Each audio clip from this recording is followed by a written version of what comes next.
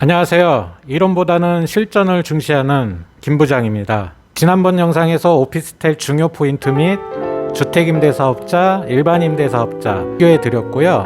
세금에 관해서도 정리를 해드렸었는데요. 오늘은 실제로 돈을 버실 수 있는 오피스텔 실전 투자 요령과 투자 성공 사례를 몇 가지 알려드리도록 하겠습니다. 참고적으로 제 채널의 방향성인데요. 부동산 고수분들도 상당히 많으십니다.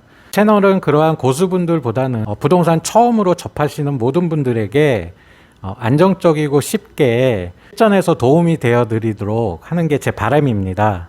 지금부터 오피스텔 투자 실전으로 출발하겠습니다. 먼저 알려드렸던 오피스텔 투자 포인트 3가지 짚고 넘어가겠습니다. 첫 번째, 입지 조건입니다. 투자의 안정성과 연관이 되는데요. 입지 조건에서 먼저 교통 입지가 있습니다. 역세권, 더블 역세권, 에서 도보로 10분 내에면 더욱더 좋습니다. 생활 편의시설이 집중된 지역이어야 됩니다. 예를 들어서 대형 판매시설인 백화점, 마트 등이 있으면 더욱더 좋습니다. 또한 기반시설이 잘 갖추어졌는지 꼭 확인하셔야 됩니다. 학교, 관공서, 기업, 대형 병원들이 있으면 더욱더 좋습니다. 두 번째, 수요 공급 분석입니다. 수익성과 환금성이 연관이 되는데요. 수요는 계속 유입이 되고 넘쳐나는 데 비해서 공급이 부족한 지역이 있습니다. 이러한 지역이 투자하기 정말 좋은 지역이고요. 공실 위험도 적고 나중에 대파실 때 환금성도 상당히 좋습니다. 이러한 수요와 공급을 분석하시려면 당연히 현장 답사를 꼭 하셔야 됩니다. 물건지 인근 부동산 중개업소 몇 군데 꼭 들리셔서 매매 물건, 월세 물건 어느 정도 되는지 꼭 확인하시고 검토하시기 바랍니다. 세 번째, 수익성입니다. 월세 수익률인데요. 보통은 5에서 6% 사이면 괜찮은 투자 물건으로 보시면 되고요. 안정적인 월세 수익도 보고 나중에 큰 시세 차익은 아니지만 대파셨을 때 어느 정도 시세 차익을 보시면 더욱더 좋은 물건으로 보실 수 있으십니다. 지금부터는 실전입니다. 실제로 어떤 오피스텔을 투자해야 되는지 제가 알려드리도록 하겠습니다. 오피스텔 투자 시 기존 물건과 신축 물건으로 나누어지는데요. 먼저 기존 물건 알아보겠습니다.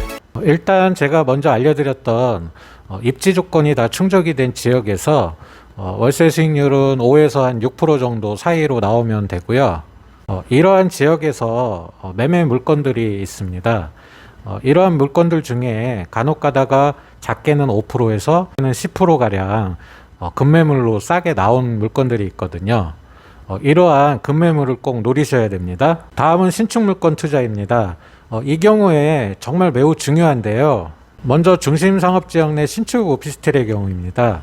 이 경우에는 입지 조건이라든지 월세 수익률이라든지 부분은 어느 정도 입증이 된 지역입니다. 가장 중요한 것은 가격인데요. 신축의 경우 인근 기존 오피스텔보다 한 20% 업돼서 분양가가 나오는데요. 주변 매매 시세보다 과도하게 비싸지는 않은지 가격 경쟁력 꼭 검토하시기 바랍니다.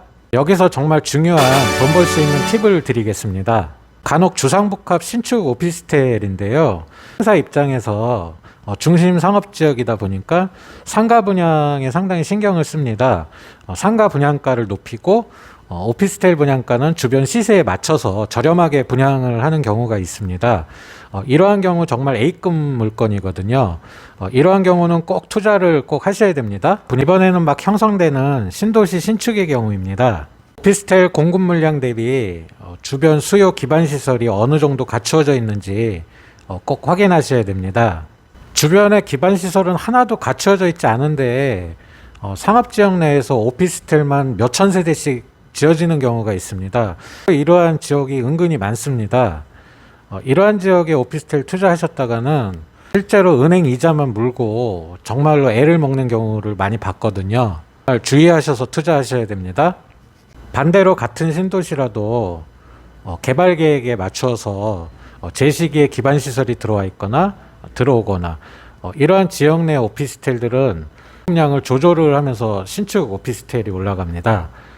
이러한 경우에는 미래 가치를 보시고 투자하셔도 정말 좋습니다. 신축 오피스텔의 경우 층별, 향에 따라서 분양가가 조금씩 차이가 나는데요. 대부분 많이들 선호하는 남양, 이제 층수가 높을수록 분양가가 높아지는데요. 적게는 한 2, 300만 원, 많게는 뭐 500에서 1000만 원까지도 차이가 나는 경우가 있습니다. 하지만 오피스텔 특성상 층과 향이 좋다고 해서 월세를 그만큼 월등히 더 받는 건 아닙니다. 대부분 월세 시세는 비슷하게 형성이 되는데요. 월세 수요층이 매우 다양하기 때문입니다. 예를 들어 야간에 근무하시는 분들도 많으십니다. 낮에는 잠을 푹 주무셔야 되니까 남향보다는 북향을 선호하기도 하고요. 또한 바쁘게 활동하시거나 오피스텔을 이제 사무용, 영업용으로 쓰시는 분들은 높은 층보다는 낮은 층을 더 오히려 선호들을 하십니다. 이러한 수요층이 매우 다양하기 때문에 대부분 월세 시세가 비슷하게 형성이 되는 겁니다. 나중에 대파실 때 주로 부동산 중개업소에서 거래를 시키는데요. 현재 나와 있는 매물 중에서 가장 저렴한 매물부터 차례대로 소화가 됩니다. 최초에 높은 프리미엄을 줬다고 해서 그만큼 더 받는 것은 아니거든요. 시세대로 팔게 되거든요. 이러한 가격적인 측면도 꼭 검토하셔서 투자하시기 바랍니다. 참고적으로 지금 시청하시는 분들을 위해서 제가 특별히 아주 좋은 꿀팁 하나 드리겠습니다. 최초 분양가를 보시면 가격표를 보시면 층별로 분양가가 나누어지는 구간이 있습니다. 예를 들면 3층, 5층, 6층, 10층, 11층, 15층 이러한 구간들 중에 경계가 되는 층수가 있습니다. 5층이라든지 10층이라든지 이 층수들은 바로 위의 층보다 상대적으로 분양가가 저렴하거든요. 이러한 경우는 가격 경쟁력이 매우 좋습니다. 이러한 물건은 투자하시면 매우 좋습니다. 투자 타이밍도 상당히 중요합니다. 부동산 투자에 있어서 이론적으로 최저점에 투자를 해서 최고점에 팔면 정말로 좋죠. 하지만 예측을 할 수가 없습니다. 보통은 무릎에서 투자를 해서 어깨에서 파는 거를 안정적인 투자로 보고 있습니다.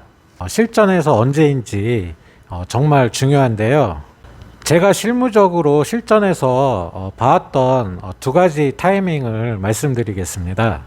첫 번째로는 신도시의 경우인데요. 개발 계획이 잘 짜여진 신도시에서 입주 시점 되면 의외로 많은 매도 물건이 나옵니다. 또한 많은 물건들이 소화가 되고 가격 안정기를 거쳐서 회복 단계에 들어서는데요. 이 회복 단계에 들어서면 가격이 이제 조금씩 상승을 하기 시작하는데 이 타이밍에서 급매물 이런 매물보다 많이 저렴한 급매물을 노리고 투자를 하시면 확실한 투자가 되실 수 있으십니다. 두 번째 경우는 교통호재입니다. 아파트의 경우 이 교통호재가 상당히 가격에 영향을 미치는데요. 오피스텔도 마찬가지입니다. 대표적인 게 지하철 개통인데요. 지하철 개통 계획이 잡혀 있다면 개통되기 전 1, 2년 전에 가격이 상승을 합니다. 이때 상승을 하고 개통되고 나서 또 살짝 한 번 더 상승을 합니다. 개통 1, 2년 전에 이 구간이 적절한 타이밍으로 보시면 되십니다. 마지막으로 오피스텔 투자 성공 사례를 들어보겠습니다. 오피스텔 투자 성공 사례입니다.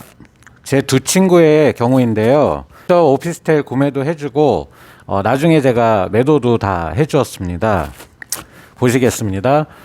구입 당시 조건을 한번 볼게요. 이 조건으로 해서 제가 다 구입을 해줬는데 구입 당시 조건 매매가 8천만 원, 전세가 이 당시 전세 시세는 이제 6,500만 원에 대부분 들어져 있었고요.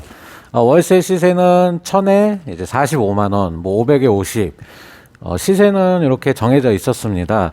도시 이제 물량이 다량으로 나왔다가 소화가 되면서 가격이 이제 상승 회복하는 단계였거든요. 먼저 B 친구의 경우를 보겠습니다. 이 친구는 전세를 끼고 이제 갭 투자를 했는데 당시 전세는 이제 6,500만 원에 이제 들어져 있었거든요. 해당 취득비용 포함해서 이제 2천만 원씩 5채를 구입을 했거든요. 그러니까 실투자 2천만 원 5채 이제 1억을 투자를 한 거고요. 정확히 이제 30개월 후에 이제 되팔았습니다. 이제 1억 1천만 원씩 받고 팔았는데, 한 채당 이제 시세 차익이 3천만 원씩 이제 나오게 된 거죠. 이제 3천만 원 곱하기 이제 5채. 1억 5천에 이제 수익을 실현을 한 겁니다. 이제 A 친구를 보겠습니다. 이 친구 같은 경우는 이제 갭 투자는 아니고 월세 받을 목적으로 이제 투자를 했는데 용자를 끼고선 이제 투자를 한 거예요. 이제 레버리지 효과라고 하죠. 채당 용자 이제 60% 약 한 5천만 원 정도 이제 뽑아서 보증금은 이 당시 시세가 1000에 45만 원 들어져 있었거든요. 보증금 용자 빼고 실투자 비용은 이제 채당 2,500만 원. 네 채를 구입을 했는데 이 친구 또한 이제 1억 갖다가 투자를 한 거예요. 이제 동시에 이제 A란 채당 월세가 이제 45만 원 나오면 이제 이자 비용 이 당시 이율은 한 3.8% 정도로 제가 기억을 하는데 15만 원 빼고 순수익이 이제 매월 30만 원씩 들어온 겁니다. 30만 원인데 이제 네 채니까 이제 매달 120만 원씩 이제 수익을 본 거예요. 정확히 이 친구도 30개월 후에 이제 다 매도를 했습니다. 1,000에 매도를 했는데요. 월세 수익은 이제 30개월 이제 3,600만 원의 이제 수익을 받고 그동안에 이제 월세 받은 게 있죠. 시세 차익은 채당 이제 3천만 원씩 네 채 1억 2천. 그러니까 이 친구 같은 경우는 월세는 월세대로 받고 시세 차익도 본 경우예요. 아주 좋은 케이스죠. 그러니까 3,600만 원, 1억 2천 합이 1억 5,600에 이제 수익을 실현을 한 거죠. 이 친구는 이 돈을 발판을 삼아서 이제 인천에서 이제 아파트 3억 중반대 되는 아파트를 분양을 받았어요. 이 아파트가 지금은 이제 더블이 되고 계속 지금 올라가는 이 투자 성공 사례 참고하셔서 여러분들 성공적인 오피스텔 투자 되시기를 바라겠습니다. 지금까지 오피스텔 실전 투자 요령에 대해서 알려드렸습니다. 제 채널 보시면 오피스텔 투자 시 중요 포인트와 주택임대사업자, 일반임대사업자 비교해 놓았고요. 관련된 세금도 정리해 놓았습니다. 꼭 시청하셔서 성공적인 오피스텔 투자 되시기를 진심으로 바라겠습니다. 제 영상이 도움이 되셨다면 구독, 좋아요, 알림 신청까지 부탁드리겠습니다. 모두들 건강하시고 행복하시기를 진심으로 바라겠습니다. 할 수 있다! 할 수 있다! 할 수 있다!